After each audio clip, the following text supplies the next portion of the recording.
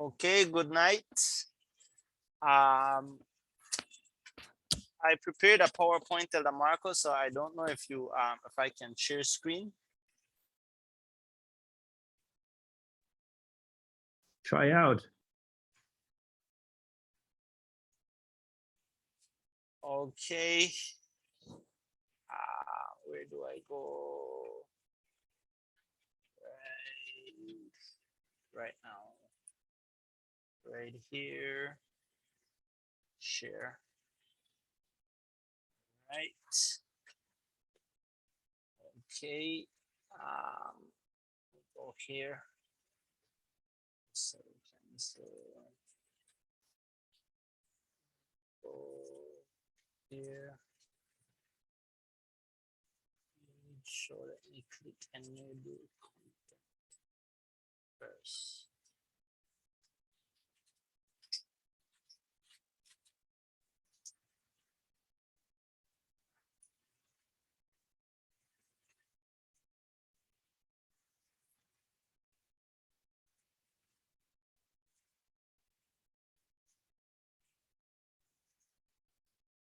All right.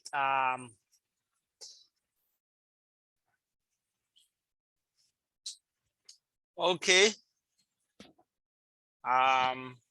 Well, let me get right into this presentation. Are you guys hearing me?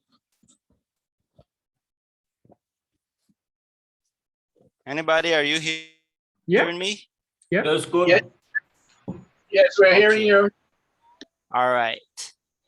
All right. This presentation is about mythologies that ascribe homosexuality and gender variance in humans to the action of gods or supernatural interventions. So we are going to study about mythology or myths.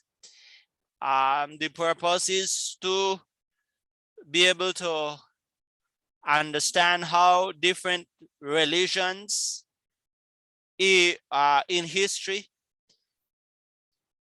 dating way back to the time of Christ, these pagan religions understood the concept of creation and how did they actually coincide within the concept of creating how or God creating also homosexuals or queer people in the past. It seems like it's only the Bible narrative that either left out, if I could say,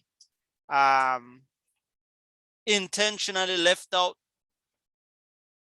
that there were queer people in their surrounding, or it was considered ungodly, so the people themselves were not able to manifest their queer characteristics, and because of that reason it was left out of the Bible narrative, or probably in these myths we could come to the conclusion that the myths are saying that also that it's only in their religion that it existed, or the myth can be saying something else. But we are going to look at these myths, and I want you to help me. We're going to read. So can somebody read this? Read the first paragraph, and can somebody briefly explain what it is saying? Anybody? Good evening. I'll read. Can you scroll up a little, Brother Hines? I can't see everything on my screen. This is a PowerPoint. I don't know. Okay, I'll do my best then. In a world that commonly tells LGBTQ that they don't belong, looking through ancient mythology may be a place of respite. Too often we see statements suggesting queer identities are a new phenomenon or a growing trend. We are told that our acceptance is a contemporary gift and our histories are erased. Yet we look at the myths of ancient civilizations and we see this can't possibly be true. In these tales, the ability to transcend gender and with and love without boundaries is seen as sacred. Queer gods and goddesses were worshipped, with their differences seen not as a reason for hate, but as a symbol of power and beauty. What's more, although on the surface they might seem to be just stories, wait, stop right on. Yeah, let's just can you Okay. tell me what you think the first paragraph is saying? And anybody can comment on the first paragraph. Not Okay. only you, What? anybody. Okay. I'll say what I got here though. Being queer back then wasn't seen as something. It wasn't. I'm not sure if it was common back then, but it wasn't particularly seen as wrong. But it says that it people who show these character traits were able to transcend the gender and love without boundaries, and it was seen as sacred, right? So that's what they saw from homosexuality or being queer back then, I think. All right. Anybody else have a comment on it?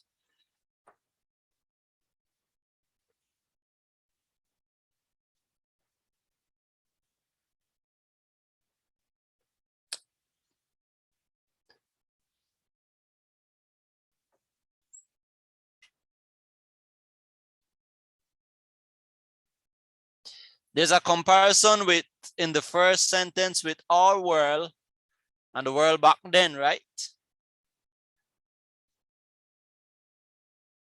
What is it saying about our world?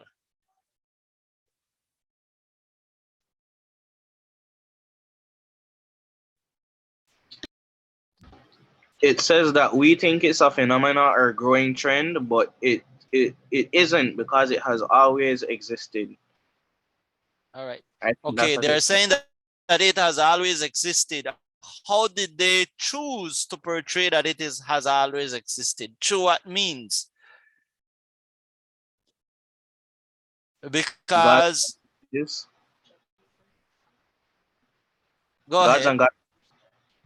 gods and goddesses, all right. What you're going to see is that the world today is, we can say, a new generation. And everywhere in the world today, people have problem with LGBTQ. So the problems that countries have that are seen when you take their culture all the way back to their ancestry, you're going to find out that somewhere it is registered, or somehow in this PowerPoint, you're going to see through mythology that it was registered that there were queer people and that their existence wasn't seen as a reason for hate, rather as a reason for sacredness and love. Um, am I saying seeing the or am I explaining that quote correctly? Yeah, that's how I get it. Yeah. Let's go to the second part of the quote. Before I move Anybody? on, before I move on, I Sure. just want to ask a question. I notice it's focusing on queer. Yeah. Will you also touch the other natures? The reason I guess this author used queer because I just copied the text straight from the internet. And when you go through it, you find out that they are talking about homosexual, transgender. So the reason why I use queer just to cover all of them. But Yeah, we know that's that queer. queer That's why you have different letters representing different yeah. nature. So queer does not represent all of them, according to what I Yeah. understand. So I'm Yeah, asking queer me. doesn't really represent all of them.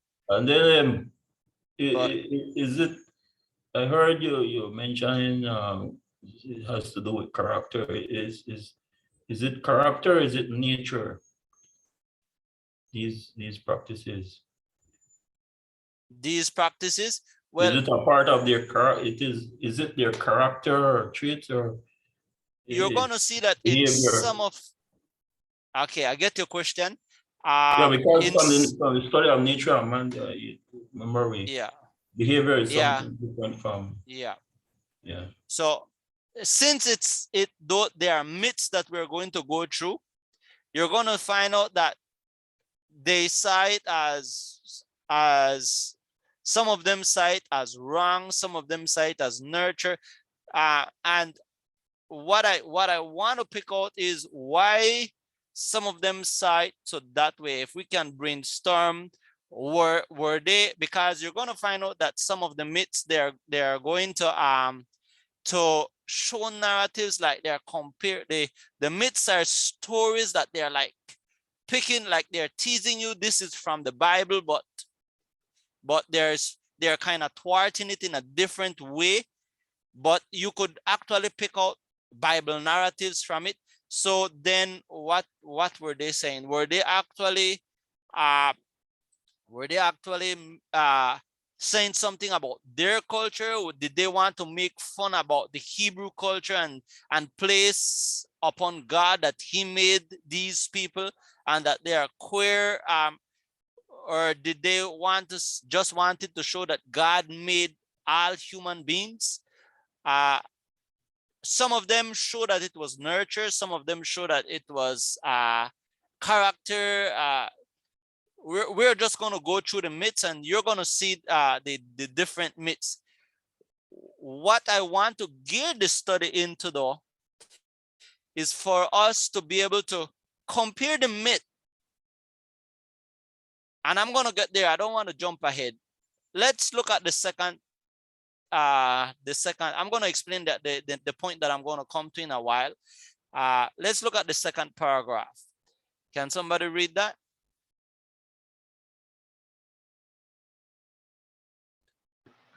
What's more, although on the surface they may seem to be just stories, the study of mythology suggests they reflect the deep-rooted beliefs of a society. Mythologists devote patanic, patanic, I'd say correct? I didn't register I didn't look up how to pronounce the name. Sorry. So Okay. just go ahead. Devdut Patanaik describes them as capturing the collective unconscious of a people. These myths act as a reminder that queer people have always existed, and or magnificence is not a new or modern concept. All right. So basically, it is saying that mythology captured the collective unconsciousness of a people. The question is, what's the collective unconsciousness of a people? Because this is what the myths are relating. They're relating something about the collective unconsciousness of a people. All right. So let's go to the next quote. Can somebody read that?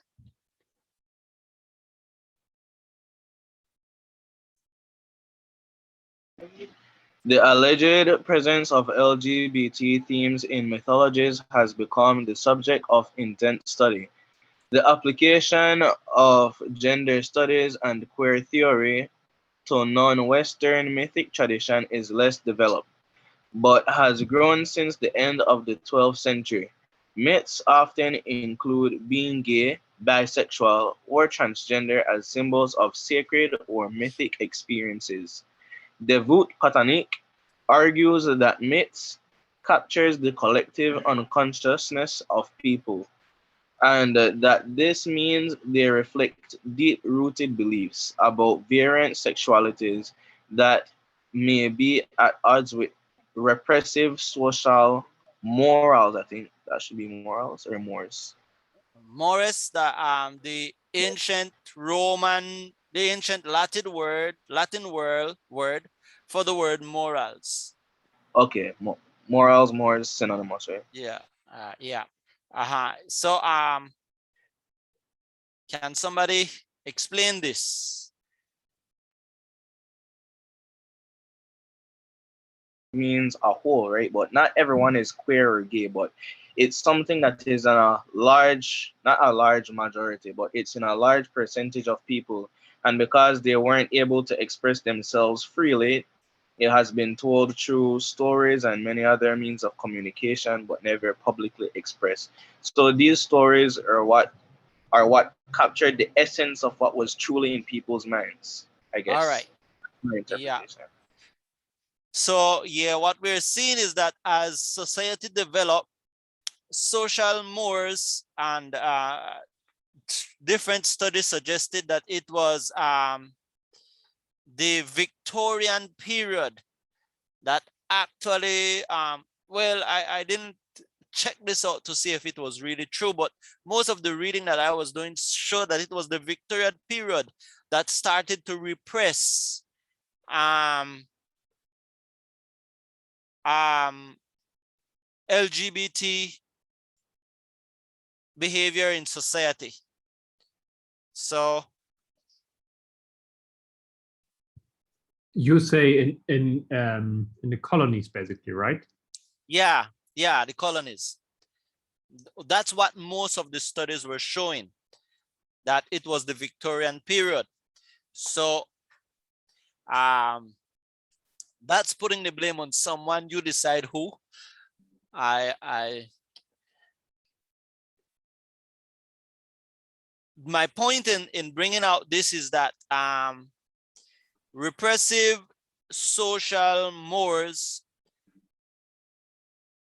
were still registered, and it was registered under myths. Now, I didn't choose to go through all the myths, but I went through the myths, and I was especially picking out the ones that for me had connections with some passage or narrative of scripture.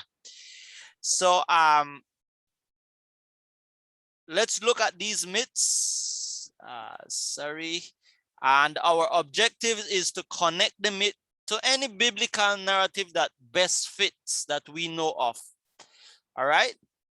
So as we go through the myths, connect it to a biblical narrative that best fits, or one that you know of, or one that you think fits it, any biblical narrative. So we're gonna go through the first myth. All right. The first myth is the Greek myth of Prometheus. Can somebody read and explain what it's all about? Prometheus is the god, I mean, a person who stole fire from the gods, right? Prometheus was a god. Oh, he was This a is the god, my bad. myth of Uh, Prometheus. Prometheus was credited not only for his theft, yeah, theft of fire, but also with the creation of humankind, sculpting us out of clay before bestowing us with the fire that presumably brought us to life. Aesop is embellished on this story, explaining in Fable 517 on the creation of lesbians and gay men that may, in fact, hold even more relevance for transgender people. All day long, Prometheus had been separately shaping those natural members which shame conceals beneath our clothes. And when he was about to apply these private parts to the appropriate bodies, Bacchus unexpectedly invited him to dinner. Prometheus came home late, unsteady on his feet, and with a good deal of heavenly nectar flowing through his veins. With his wits half asleep in a drunken haze, he stuck the female genitalia on male bodies and male members on the ladies. All right. So can somebody explain what this is all about?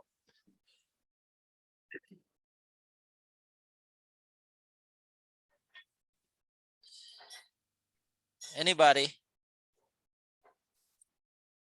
Remember the Are we? objective here, what I want you Uh, to explain mainly is the objective here is to compare with the Bible narrative that you think it best fits.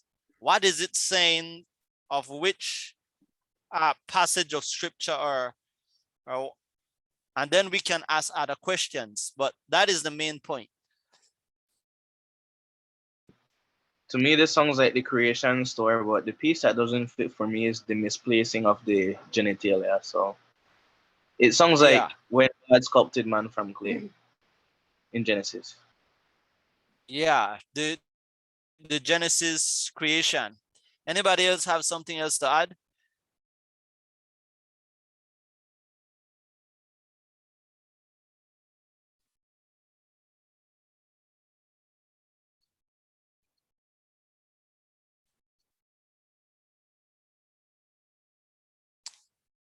Nobody have anything else to add? Okay, let me say that this is the Greek story, a Greek myth actually about the god Prometheus. Um, you could see that in this myth, the Greeks that developed this myth had some understanding of the creation story, that we were sculpted out of clay. They knew that it was God that had done it. They knew about fashioning us. The point that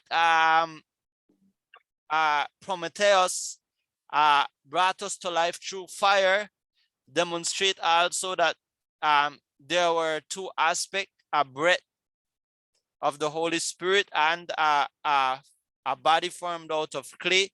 So for some reason they got a wrong understanding of the creation.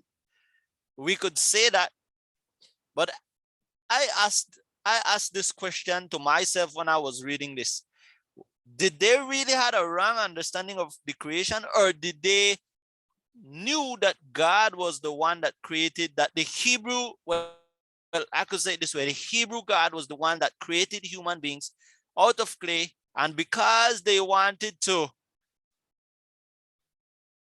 I would say, put a bad light or have fun with the Hebrew God, just make a story of him created man and say that he created I would say these would be transgender people, because as well they just have the wrong part, right? In this story it's dealing with transgender, right? Not with homosexuals.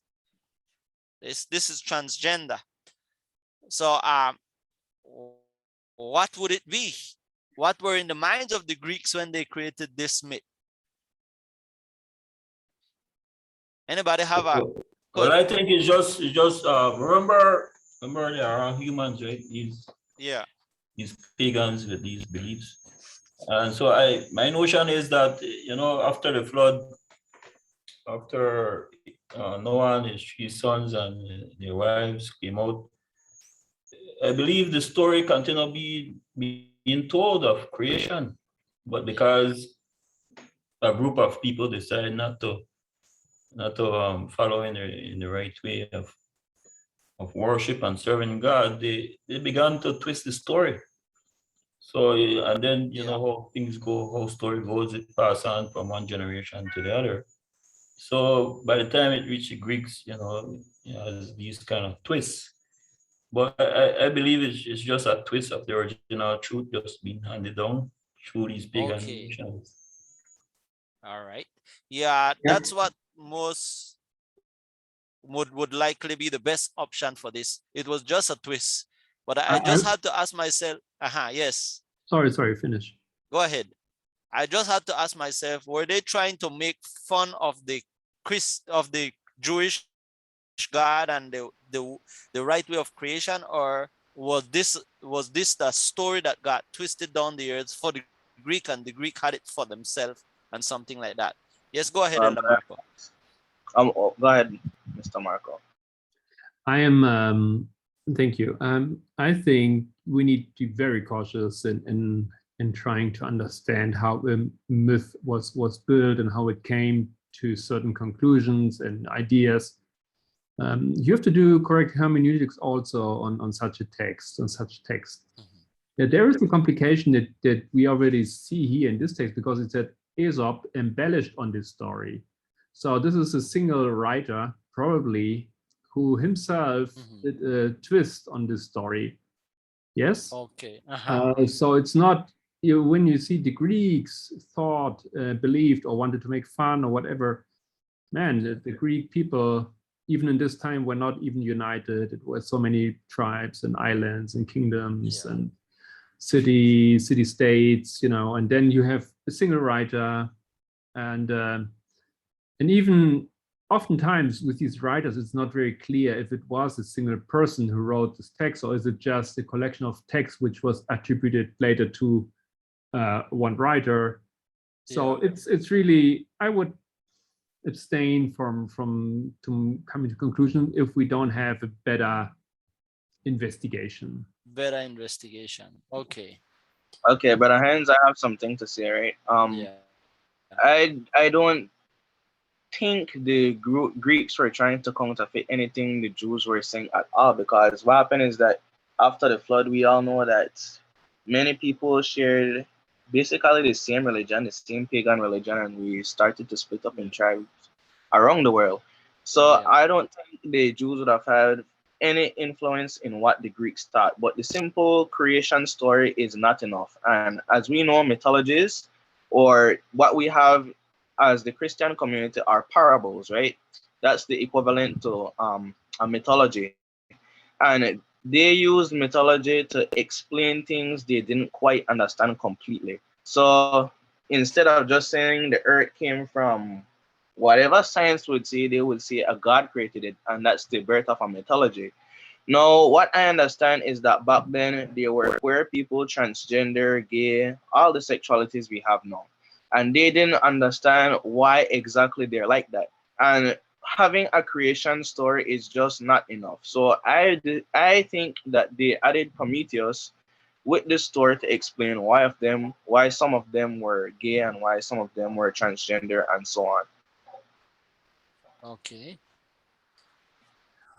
All right. As so I says, we have other story as we go along. Let's look at the next one. This is a video. So as I click, it will start to play. Okay. I just want to know that you all are seeing this image. Yes. Yes. Yes. All right. Just tell me if you're hearing or you're not hearing when I click play.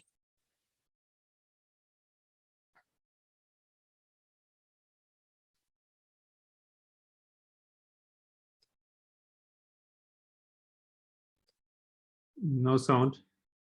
No sound.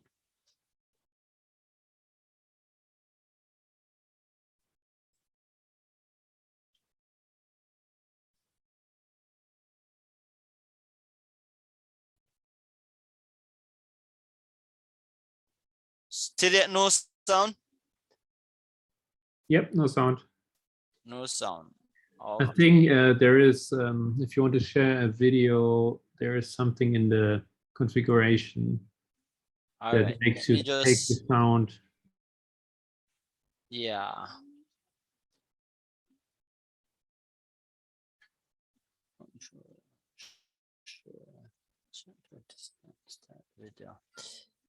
All right.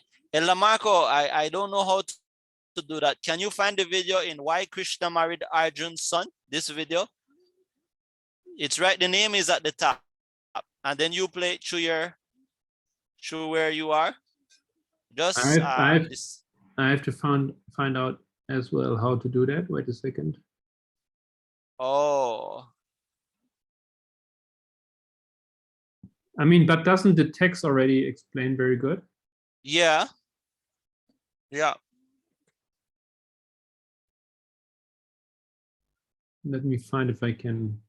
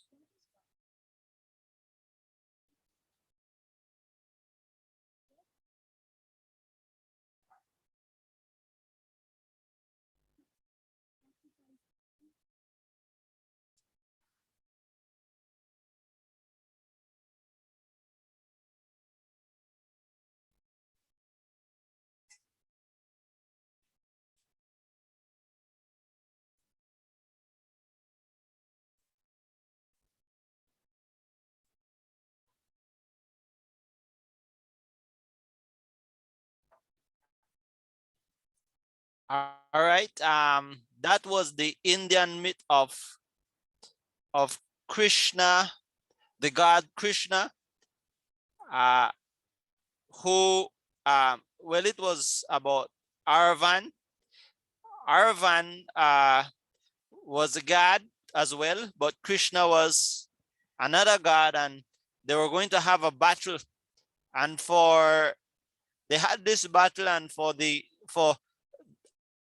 Aravan to win this battle, he had to sacrifice himself as a god. And basically that is the sacrifice. But Aravan asked Krishna, the god Krishna, for 3 wishes if he should sacrifice himself. He asked him to, and one of them was to be married. But since no woman came to marry him, then the way Krishna decided to grant him the blessing was he convert himself into his female form Moshini, and married Aravan and mourned for him after his death. So if you had read it, what which narrative from the Bible would this myth be compared to? What do you think they're talking about here?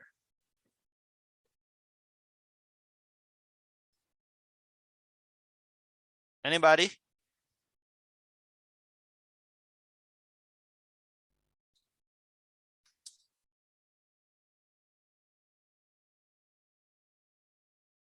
Are you guys hearing me? Hello? Yes. Yes, sir. Okay. I don't see my microphone lighting up, so I thought you all were not hearing me. I will just take a guess. Would it be the sacrifice of Jesus Christ? Yeah, I thought it I was. wasn't reading anything. I was just looking at the video. Yeah, it is talking about the sacrifice, but I would more think it was talking about the plan, because it says that Christ had to that Aravan had to sacrifice to win a battle, and probably it could be the sacrifice on earth as well. But I don't know why I had in mind that it was the sacrifice for the battle in heaven, because Why I say that is because it was in heaven that the plan for Christ to be sacrificed on earth for the salvation of men that took place. And there was a battle in heaven that God won. So I think it's more that battle, but you know, that battle and this and the battle on earth for the salvation of men is actually the same battle, just a progression. Yeah, that's why I said the one here on earth, because Yeah. I was factoring the transformation that, I don't know which one you said, made, turning Yeah.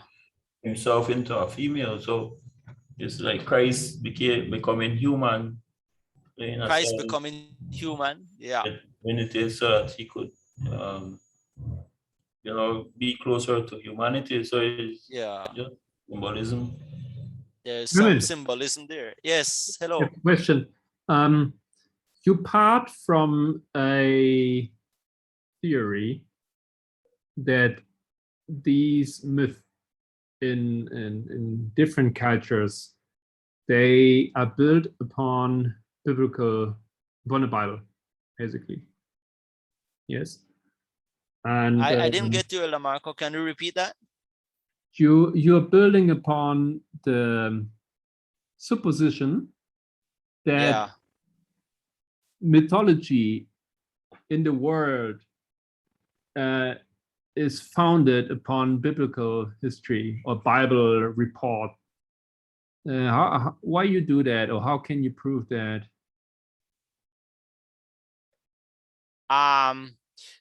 You're correct there that I'm building upon the supposition. I had that Christian question for myself as well, and I couldn't find an answer. But I don't think that all of them were based on the Bible report. I don't think that this one. I think that the one with Prometheus, yes, was based on the Bible report, but I don't think that this Indian mythology was based on a Bible report. I don't think. Well, I don't think it's based on a Bible report. I think it just happened that they had a sacrifice. Since they did sacrificial system, that they had a sacrifice and it looks similar to the Bible report.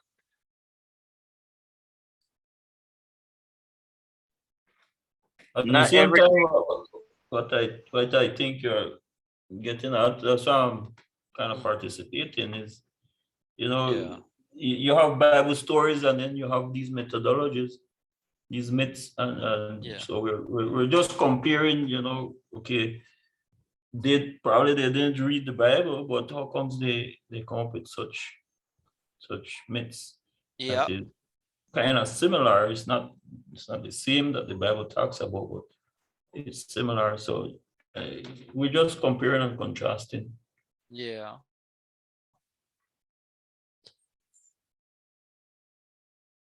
Yes, Elder Marco. So I Yeah, don't have an answer for your I'm question.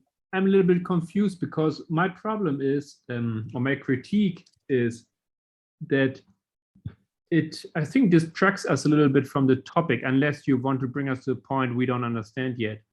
Because your topic, I understood, is how ancient cultures did perceive and portray and report LGBTQ in their societies. They didn't hide it. They whatever, how they saw it.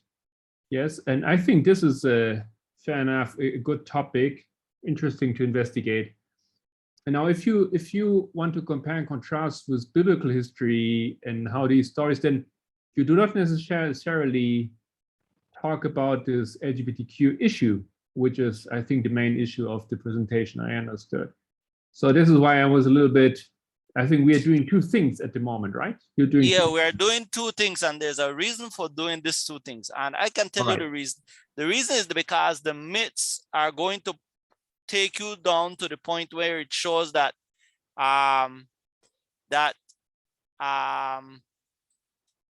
that homosexuality began, that they're saying, the myth is actually saying that homosexuality began with Cain, but you have to be comparing the myths with the Bible and setting them up. I have not set them up accurately. We're going to set it up afterwards when we reach the conclusion.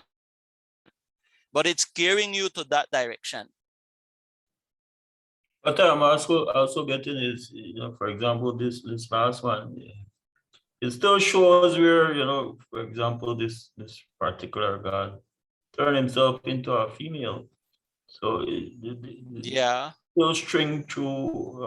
I still see that they're weaving in this idea that male becomes female and trying to understand Yeah. that.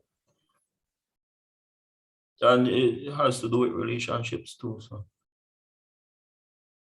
Yeah. Okay. Let's go to the next one then. You can see it like that. Do I have to go into the PowerPoint for you to see it bigger? Let me go into the PowerPoint. Brother Lucas, can you read this and explain what you think it is saying? it was because of this Jewish tradition that the goat became symbolic of Satan during the Crusades. The Templars were moneylenders who did business with King Philip of France. Unfortunately, Philip owed the Templars a large sum of money, but instead of paying them, he decided to have them captured and tortured into confession. Several of them confessed to worshiping a goat-like figure or idol named Baphomet. Later on in history, it was the occult author Eliphaz Levi who created the famous Satanist symbol with the image of Baphomet. Levi's Baphomet appeared as a hermaphrodite, representing both male and female energies. Baphomet is not a god, he is a sign of initiation. What does this initiation mean? According to Levi, the Baphomet was symbolic of the void and the creation that comes from it, simply meaning that it is the initiation or beginning from where all things come from. Through Baphomet, we are taken to the source and the beginning of creation. Okay, so this is another myth about this particular creature. That's a symbol of initiation. I believe all of us here have heard about this Baphomet, and so it's just explaining where this particular myth came from and who created it and who it was originated from, the Templars who, under persecution, made up this idea. So it's just pointing out again. I get that it's connecting it to the beginning, to where I'm not seeing why it connects to the beginning and what does it has to do with initiation at the beginning. But this Baphomet is hermaphrodite. It's both male and female, androgenic. So I'm not too clear on what this one is saying. So maybe somebody else could clarify more.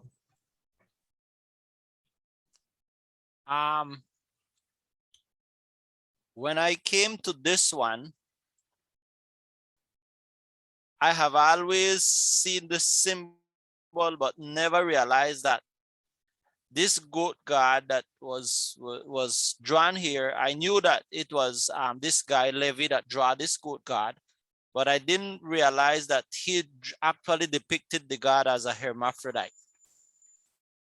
I never did realize that it has the breast of a woman actually. So it came up as I was doing this research, and that it have both male and female energies. But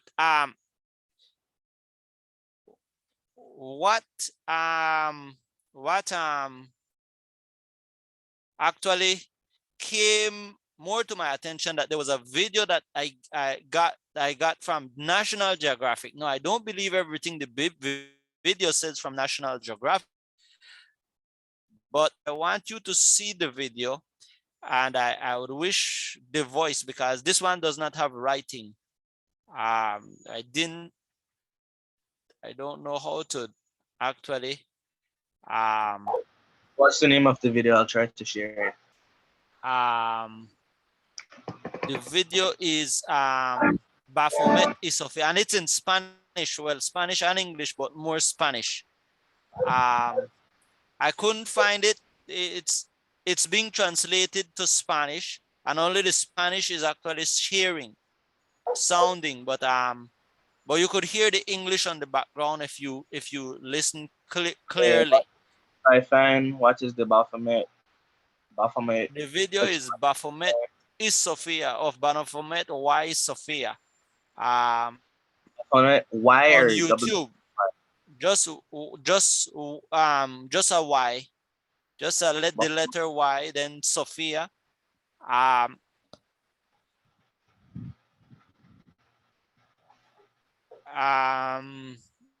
You know, so how we're going to do this? Meanwhile, that is going on. I just wanted to make a comment. Yeah. Yeah. When I knew from the start, when I used to follow these conspiracy theories, because this Baphomet is connected to conspiracy theories as well, and they brought out that it's androgenic. They usually use the word, and then but it's a symbol or a character that represents initiation, but it's held by atheists, you know, mostly atheist people. And but the curiosity that I was drawn to about it is, you know, I always wonder, you know, these atheist people, they don't have a problem with homosexuality. You know, in fact, they embrace it, and so that's why they relate to Baphomet more, and they you know, they uphold it as this great symbol. So it's just, I'm just saying that there must be something to it, because you know, how comes, and this is a trend that I'm noticing from what you're presenting, is that it turns out that, as we find out now, as we just found out, that, you know, these pagans weren't always completely wrong. They were right on this part of the story, where, you know, humans were humans, whether they are gay or lesbian or transgender or queer. You know, these atheists, they understood that, and even today, you know, they don't have a problem. It's usually Christians and Christianity who have a problem with these people. So that's my observation. All right. Okay, I found how to share sound. Just tell me if you're hearing it this time. I already clicked to share sound already, so.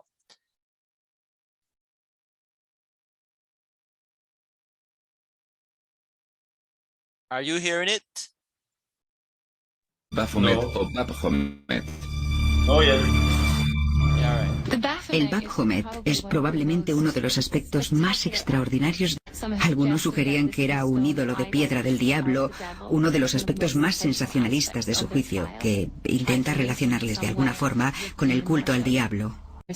Hay algunos estudiosos que han sugerido que el Baphomet es una traducción errónea de Mohamed, Como el respeto por el profeta Mohammed o Baphomet. El curioso término todavía desconcierta a los historiadores. A principios de la década de 1980, un estudioso llamado Hugh Schonfield hizo una afirmación asombrosa. Baphomet es un mensaje en clave. El doctor Hugh Sonfield, un famoso erudito del pergamino del Mar Muerto, ha trabajado en esta cuestión de la palabra Baphomet, utilizando el código Atbash de los estudios bíblicos. El código Atbash es una antigua técnica de codificación en uso desde al menos el año 500 a.C. Cuando se aplica el código Atbash a Baphomet, surge una nueva palabra. Sofía, sabiduría en griego. Venerar la sabiduría no es herejía, a menos que la sabiduría en sí lo sea. Sofía es el antiguo nombre griego de una diosa venerada por una de las primeras sectas cristianas, los gnósticos. Sofía aparece en varios evangelios gnósticos como la creadora del mundo, una figura más importante incluso que Jesucristo. Pero las creencias gnósticas se consideran heréticas y sus evangelios están prohibidos por la Iglesia. All right, I'm gonna ask Elder Marco to try and whatever you remember from the video to translate to English for me.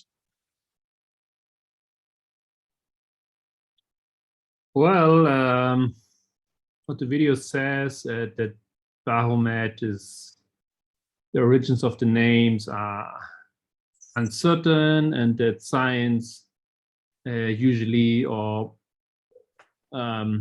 most often thinks it comes from Mahomet. I think it's a defamation of the name of Mahomet, because this is also linked to the Crusaders, because they're fighting against the Muslim powers. And but that there was this man who made a discovery that if you apply a certain text or hidden knowledge or whatever technique to the text, then the Baphomet transforms or translates into Sophia. And so they linked this to the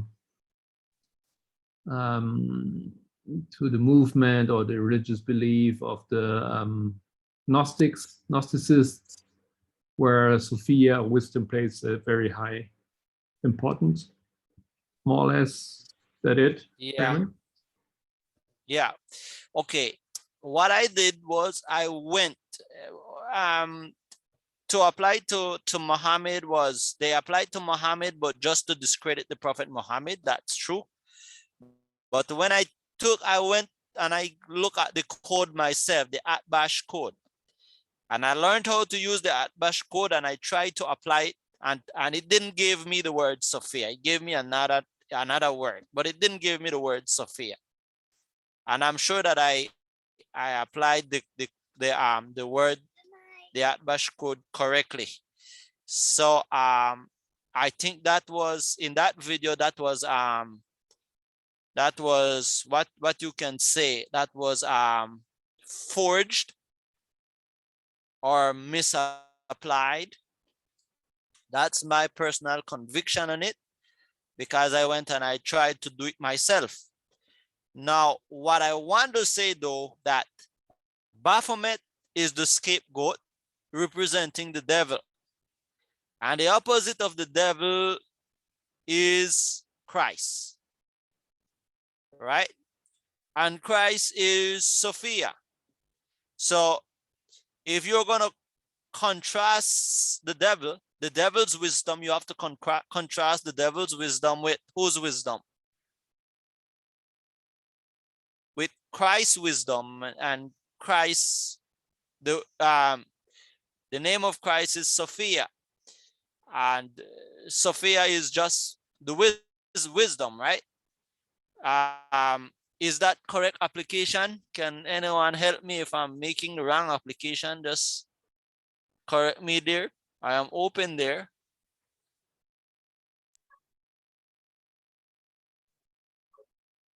But I remember, the Parmenter dealt with Sophia once. Are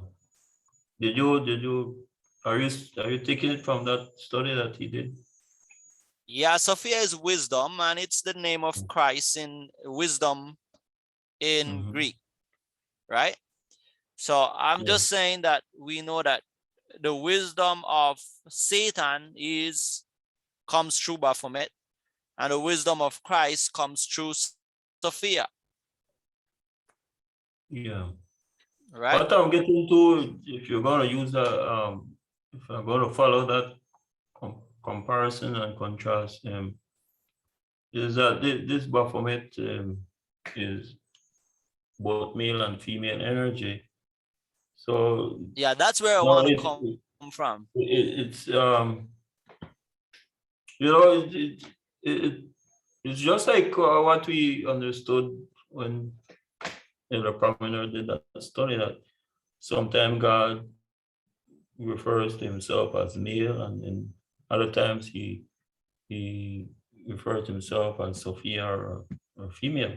Yeah. Oh, so there's a copy right there. You see the copy. Yeah.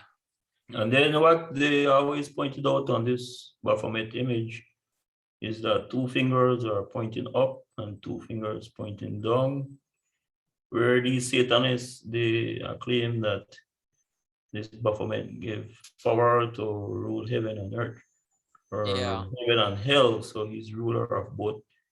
And again, we know that's really God's domain. So it's just a impersonation, right? As you know, Yeah. Satan is. I have a comment, Raymond. I really don't agree with your application because, first of all, we have already heard that Baphomet, the whole idea of Baphomet is just a construct, probably because you refer to this video and or you said the Crusaders, they were tortured and then they confessed that they worship Baphomet. But this seems to be really not true, because if you read into it, you can see that, man, from the many Crusaders who have been tortured, everybody was saying something different. Someone described Baphomet as a cat, and it seems that just under extreme torture, they started to confess things that just the torturers wanted to hear. This is a very common common behavior, and it cannot just not be proven. Science cannot prove that the Crusaders, they believed in something like this figure. And furthermore, it seems that it was just this word they were using, and it was just referring to, as you said, science says it's Mahomet. Actually, they are talking about. They were not worshiping Mahomet. And then if you're citing Eliphas Levi, and this is the 19th century, so we are speaking about like 700, 800 years after the Crusades. Afterwards, where someone just draw this figure and wrote this book, whatever. I mean, it was kind of a hype in these times, just to invent and to, I don't really know what Levi did, whatever, but it's not something that you can prove comes from a culture or there was real worship. There was just this, as Lucas said, it's just a big conspiracy theory thing, I don't see where we can give credit to it anywhere. And then you already admitted that if you learned this code, I'm surprised about that, and you can't even get the name Sophia out of it.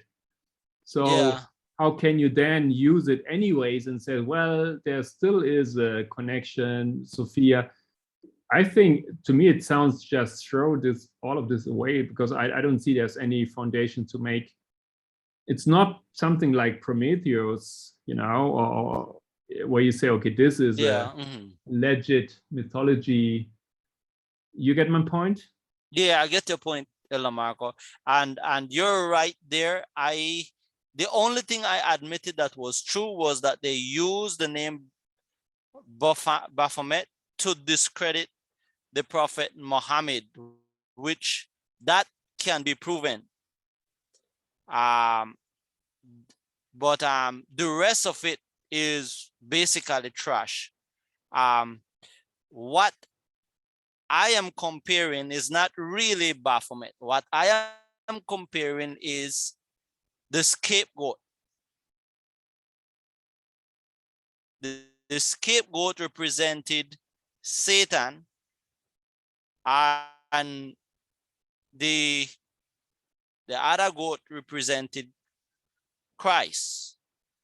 That is the only part of the myth, because it's a whole myth by itself, but I'm picking out just that part out of it, just the beginning part, where the whole big story is an added story. That's why it's a myth. It's an added connection all the way to Baphomet.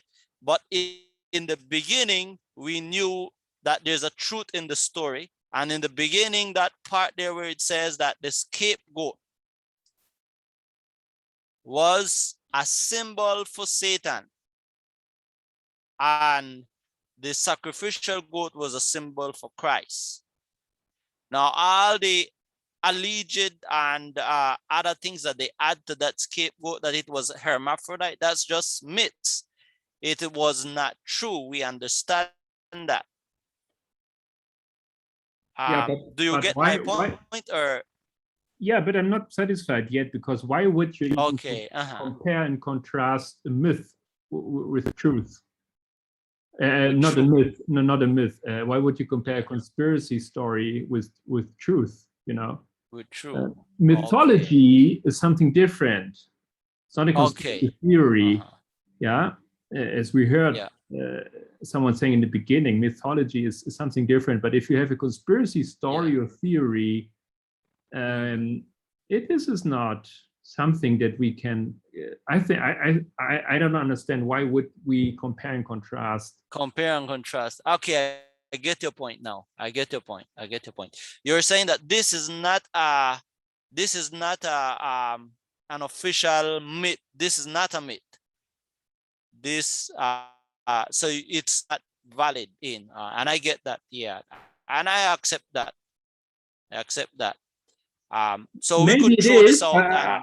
From what I've heard from you so far, it's really a conspiracy theory just to discredit the Knighters, or the Knight Templars. Yeah, it's just totally an idea to made up to punish these people, and then it was developed and so forth, you know. But it has not. It's not a mythology. It's just it's a big conspiracy theory. Yeah. Okay. We could go to the next mythology, the one from Egypt. Okay, right here.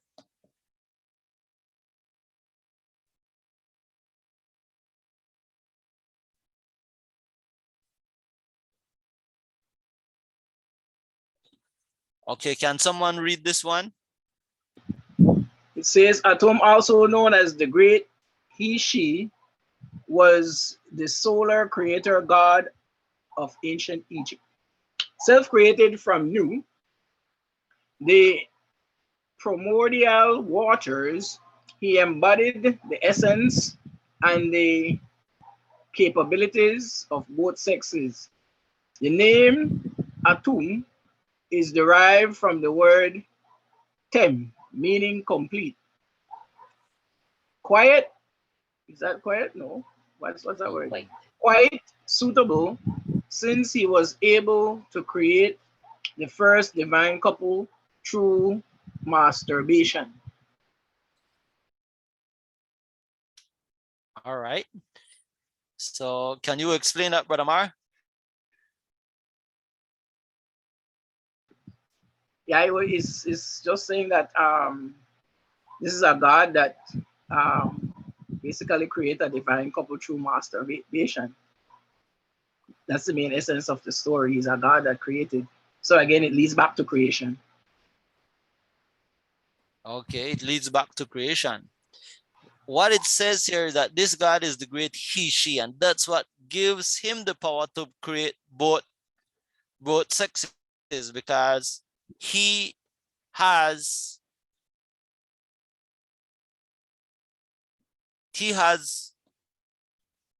the character of male and female in him. Or if I could say the emotions, I'm not sure if I'm wrong in saying that, but this is what it is giving him the power to create both sexes, because it's saying about him, he is both the great he, she. All right. So this is the one from Egypt. Let's go forward. Now, this is, can somebody read here? Anybody?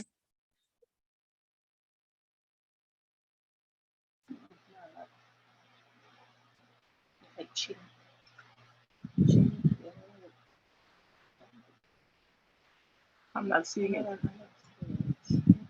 I'm not seeing the words either. It's too small. Let me read it. It says chin together with Su or Chu Kavil, or idol in brackets. And Maran is mentioned as the name of the male deity said to have demonstrated sexual intercourse with other male deities and humans. In describing the customs of the Mayas inhabiting the Verapaz province, including the Alta Verapaz and Baja Verapaz of 16th century Guatemala, Bishop Bartolome de las Casas mentioned sexual relationships regulated by customary law between unmarried young men and boys, as well as similar relations prevailing among adolescents receiving instruction in the temples. Jin is said to have demonstrated sexual intercourse with another demon and thereby to have introduced such relationships. De las Casas writes, from that time on, some fathers gave their sons a little boy to be used as a woman. And if someone else took the boy, they demanded pay, as is done when someone violates another's wife. Institutionalized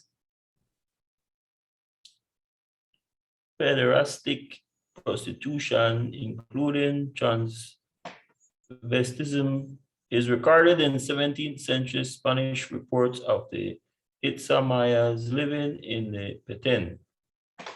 Among the classic period scenes found in a cave of Naj Tunich is a depiction of a naked, sexually excited male embracing a nude Maya nobleman, possibly by way of initiation. All right, so this is nowhere far. This is Petén, right? Petén Flores, Guatemala. This is the story of two gods, Chin and Kukavil. Chin was the good god and Kukavil was the demon god. And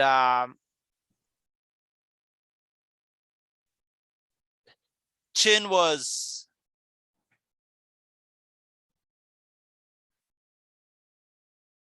considered the god of the children, or the children, the good children, and Kukavil was considered the god of the bad children. So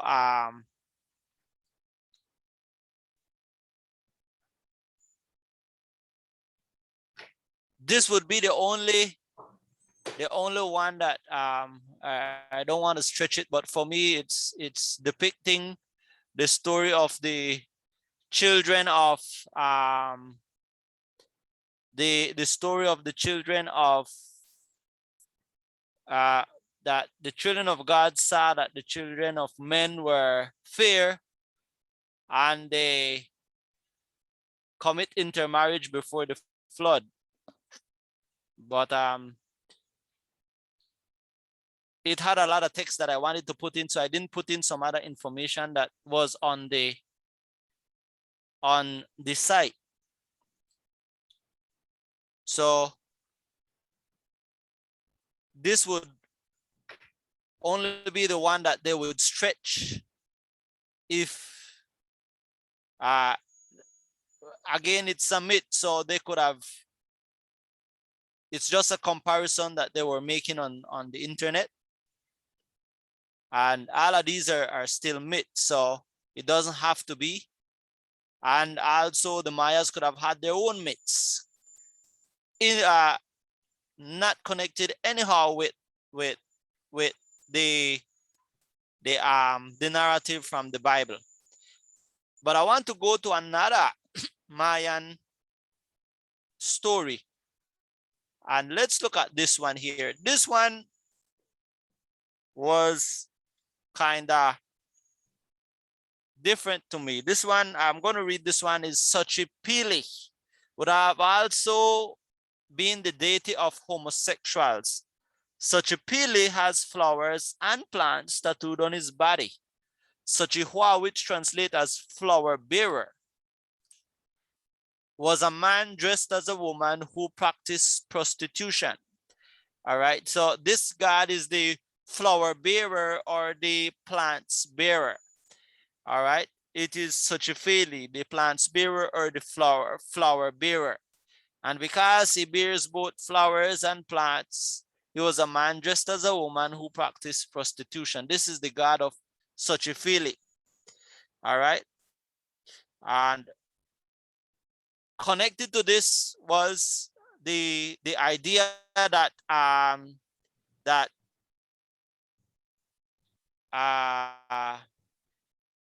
the narrative from the Bible was that this was the time when two individuals had to take their presence before God, and one decided to take from the fruits of his hands, and the other one decided to take a lamb and sacrifice it. And it is saying that Xochihua brought fruits. He was a plant bearer, flower bearer, and that's what he offered to God as well. So this is the narrative of that story. All right. So right here I end the mythology sec, and we come to our conclusion now. It said, throughout this presentation, you were creating a myth of collective consciousness on the position of the Christian God on homosexuality. Let's expose our collective conscious myth on the Christian God's position of homosexuality. This would be biased because we as a movement already know God's position on homosexuality, right? But no doubt the myths of themselves gives you a narrative that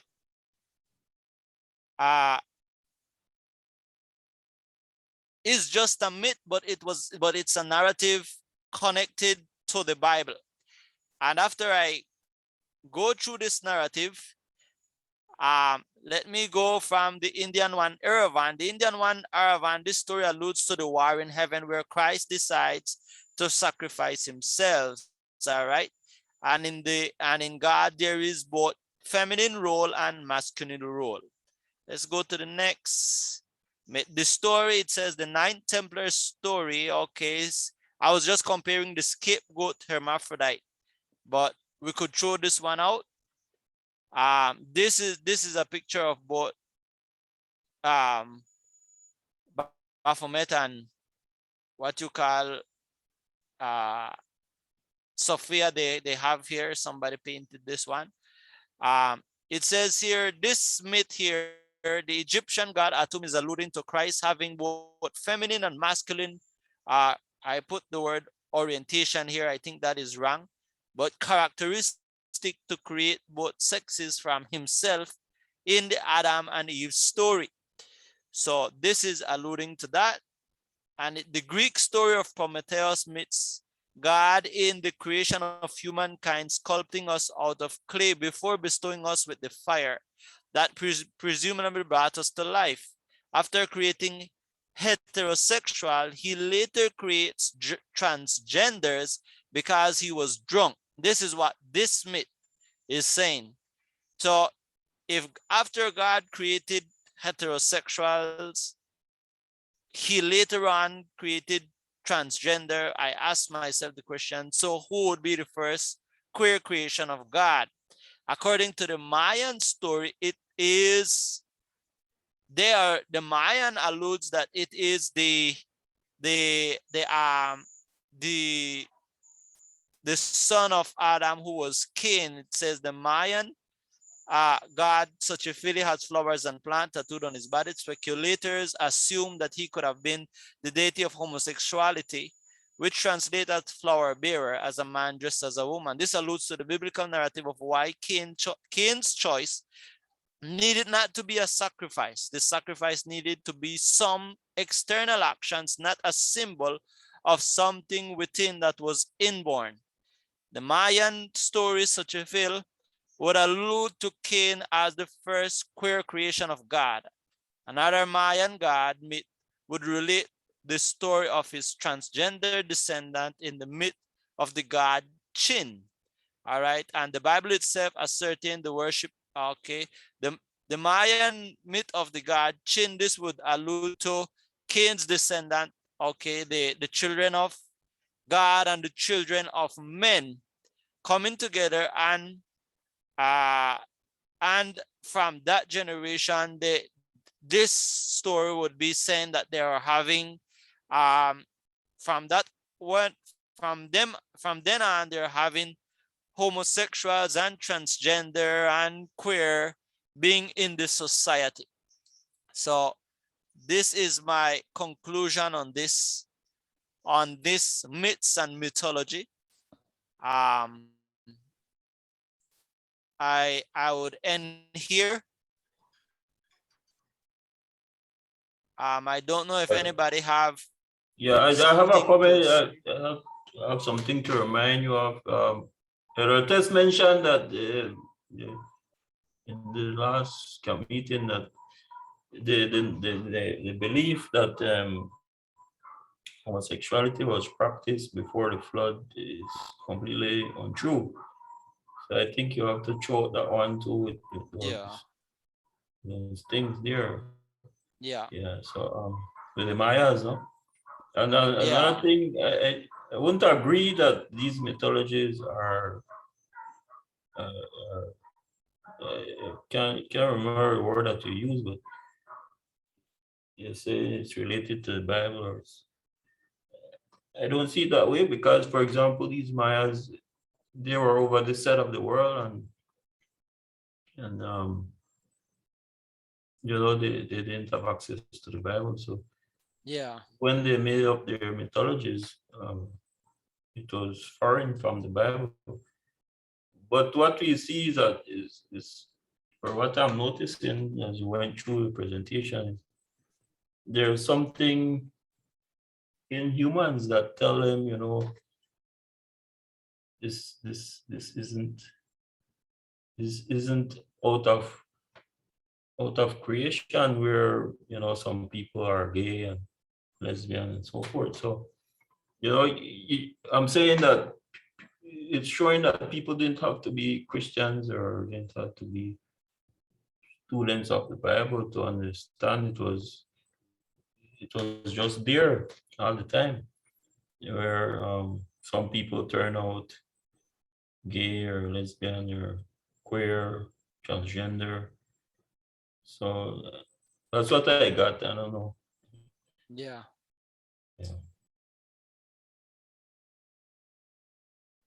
Yeah, I agree. I wouldn't go too far either. As I said before, I have some questions and some issues how you applied different aspects of this comparing, contrasting.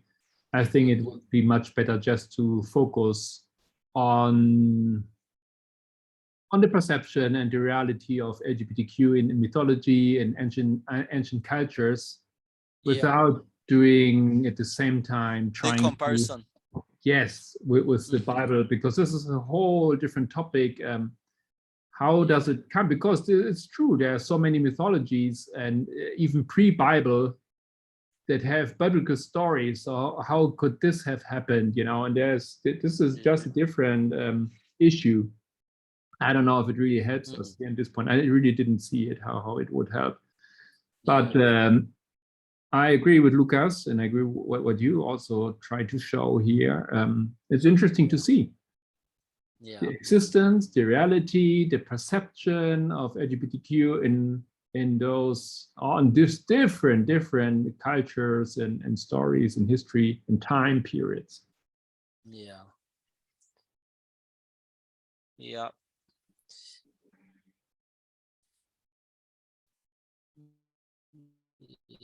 Anybody else have anything to say?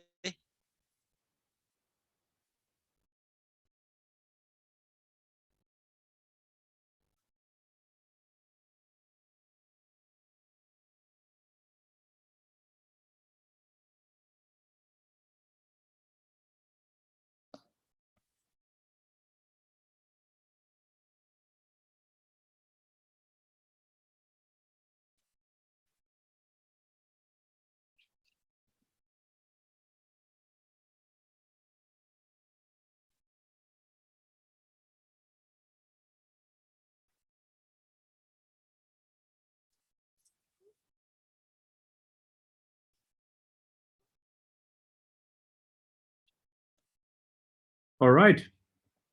Thank you, then. Well, sure, Lamarco.